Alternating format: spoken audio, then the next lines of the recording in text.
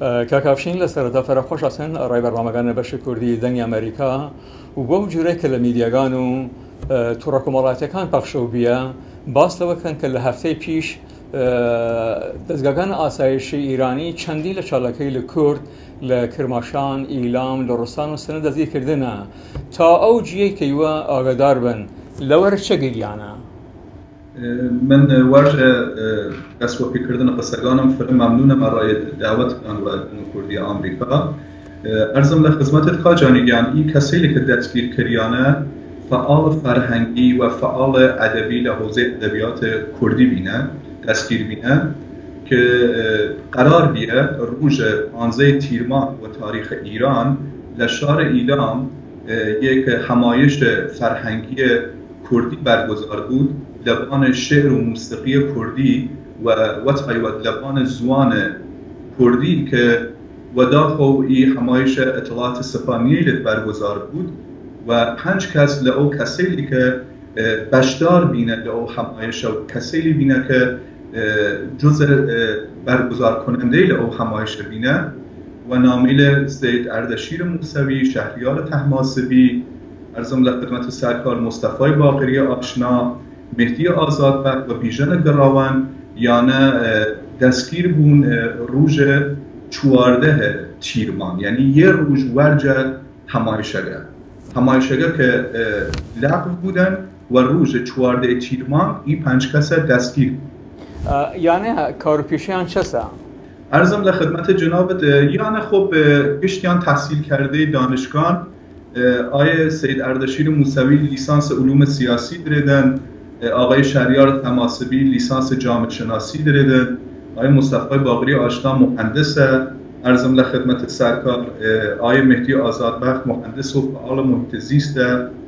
آقای بیژن گراوند جامعه شناس و فعال ادبی یعنی گشتیان تحصیل کردن اما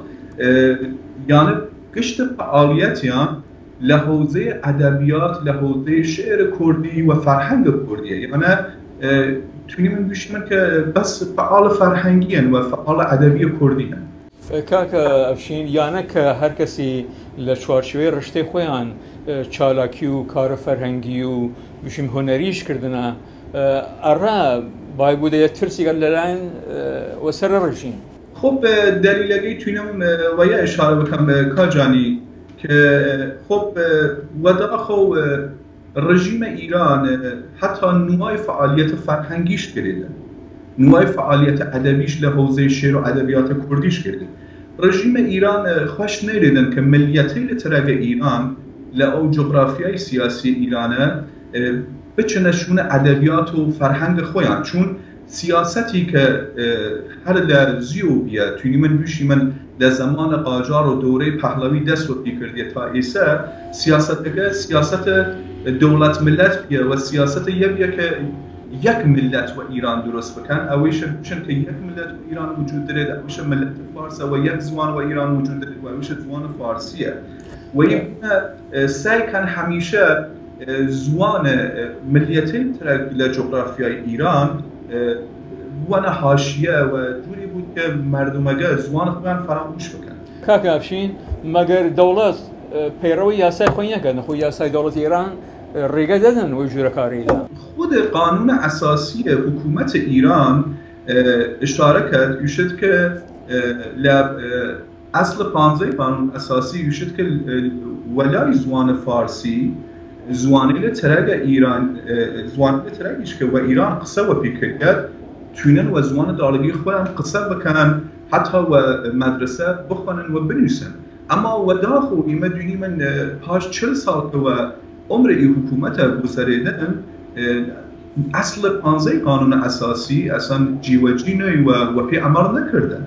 و عملا حاتن جوری رفتار کردن که دجل او اصل 15 قانون اساسی خویان. کاکاوشین اولی که سرنج مردم ولای خوی کیشایه بیشتری کسی که دستگیر کردیانه لکرد لکن خودی شهر لکردی لکیدن چون اوی جوره؟ ارزم لخدمت جنابت کاجانی من خواهمیش کرد لکم ای 5 کسی که دستگیر بینه گشتیان کرد لکن و وزاراوی کردی لکی قصه کن دلیلگی و نظر من یه کاجان یعنی حاکمیت ایران حکومت ایران فرا تلاش داری کرد و تلاش کردیه که بتونیدن مردم کرد لک و پیکره ملت کرد جیا بکیدن و بایدن یک هویت تازه، یک هویت کاذبی بیده پیان بیشی ایوه لکین و کرد جیاین ایوه و سر کرد حساونی ایدان ایوه یه مردمی ترگین دقیقاً هیو سیاستی که حکومت ترکیه دریدن و بان کرد زازادگان و درسیم اجرا کرد که بیشی ایوه زازاکین ایوه کرد نیدان ایوه و کرد جیاین. عرضم لخدمت جنابت خب یانه کسی بینه که باور و کرد بین خویان درن باور درن که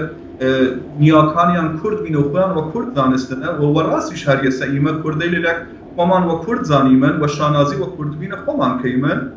چون من اوره که ویرم چیدن با پیرم و باگ با پیرم گشتیان کرد بین خویان و کرد زانستنه زوانگه من کردیه بس زادوگه من جیاوازه کمی فرق کهیدن لیبونه خب یانه خب چون طرفدار هویت کردی خویانن و کردبین خویان شانازی کن و هانشون یک بالاخره بتونن و چارچوب ادبیات کردی خدمت بکن و زاراوی خویان و فرهنگ خویان بتونن شیری بشن و زاراوی خویان بتونن خدمتی بکن و حتی و موسیقی کردی او بشه و او ناوچه کردی لدکه و دا خب حکومت مخالف این موضوعات هست و نوایان گردی و گشتیان بازداشت. کاکا افشین دولت اگر ریگا و چالاکی سیویل نیدن باش چه تو آدم مردم باش چه چه کال گردن زد دولت شر بکن خواسته را یا قلمگانی و کار بارن. والله کاجاریان من نظرم یسه که قدرت قلم و قدرت تفنگ و چک قوی تره و بانتره چون مردم اگمان باید آگاه بود و ترس دولت یسه که نیه لیدن مردم خویان بناسن هویتگه خویان بناسن فرهنگ خویان بناسن گشت تلاش دولت یسه که نرید مردم اگه خویان بناسن هویتگه خویان بناسن بزانن چی بینه ریشه آن چست هویت آن چست زوان آن چست تاریخ آن چست موسیقی آن چست دولت نیتواد مردم بچن ورو هویت خویان بچن ورو تاریخ خویان بچن ورو فرهنگ و کالچر خویان و وی بونه دولت احساس ترس کرده حکومت دیگه ایران احساس ترس کرده و دستگیری ای عزیزه میشه لی بونه سه کاجانی کاکبشین کاردانوی خود مردم او ناوچه چون بیا و سواره وی دستگیر کردن ایلام خب من تا اولی که آگادارم و خبر دارم خب و بونه دستگیر بینه این 5 کسه که و کرده لیلکن 3 کسیان و کرماشان دستگیر بینه و سید اردشیر موسوی و شهریار تماسبی و مصطفی باقری آشنا و عرضم لخدمت جنابت که 2 کسیانیش که منال چشتن منال منطقه خرم‌آبادن و کرده لیلک او منطقه نه خب تاثیر داشته تا اولی که من خبر دارم مردم گشت ناراحتن گشت نگرانن که ارای چه این 5 کسه که تنیا فعال فرهنگی بینه و حوزه ادبیات و شعر و موسیقی کردی فعالیت داشتن و خب یک کسی هم که منو آقای سید اردشیر موسوی شاعره شعر بطیه شیرگانیشی گشت هست شعر بطیه حالا هم اشعار چش دریدن اشعار دریدن لحظه مثلا ارزم لخدمت سرکار تاریخی